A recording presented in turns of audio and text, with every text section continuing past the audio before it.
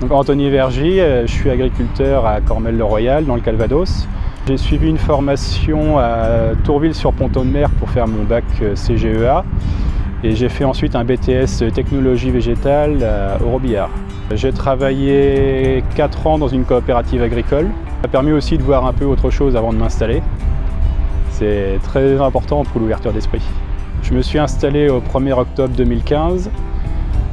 J'ai repris une exploitation, je ne me suis pas installé sur l'exploitation familiale. C'est une exploitation où il n'y a pas d'animaux, il n'y a que des cultures. J'ai 80 hectares à peu près. J'y fais du blé, de l'orge, du colza, du lin et du maïs. Une journée en haute saison, c'est une journée où je vais démarrer vers 8 h le matin. Je vais préparer mon matériel et puis après je vais partir dans les champs travailler. Donc, si vraiment c'est une grosse période, je peux manger au sandwich dans mon tracteur et rentrer quand le champ est terminé ou continuer tard le soir. Et après en période plus creuse comme l'hiver, je peux prendre une journée ou deux dans la semaine. Je peux démarrer à 9 h si j'en ai envie, je peux arrêter à 5 h le soir si j'en ai envie. C'est l'avantage de notre métier, on a une grosse souplesse dans les horaires. Je suis administrateur à la coopérative linéaire de Cagny. Donc ça me demande un peu de temps et on va dire d'engagement.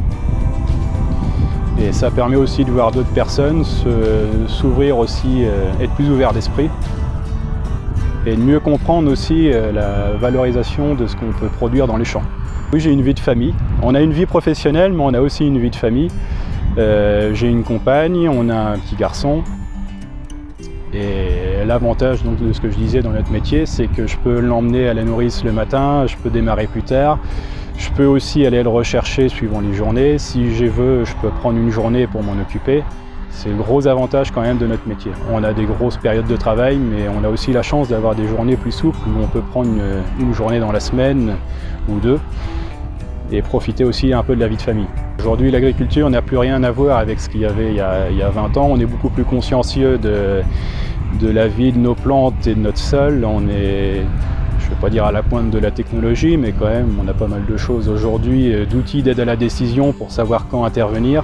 Si je peux résumer mon métier, ce serait d'être passionné, d'être rigoureux dans ce qu'on fait, de ne pas avoir peur de faire des erreurs. C'est la meilleure façon d'apprendre et c'est comme ça qu'on arrive à progresser. Un jeune qu'il faudrait s'installer, déjà il faut qu'il soit passionné, il faut avoir un bon soutien familial, il ne faut pas avoir peur d'aller voir ce qui se passe aussi autour de chez soi et c'est pas parce qu'on n'est pas du milieu agricole qu'on ne peut pas s'installer. Il y a toujours moyen de trouver des moyens financiers ou des apporteurs de capitaux. La principale barrière qu'on peut avoir, c'est celle qu'on s'impose nous-mêmes.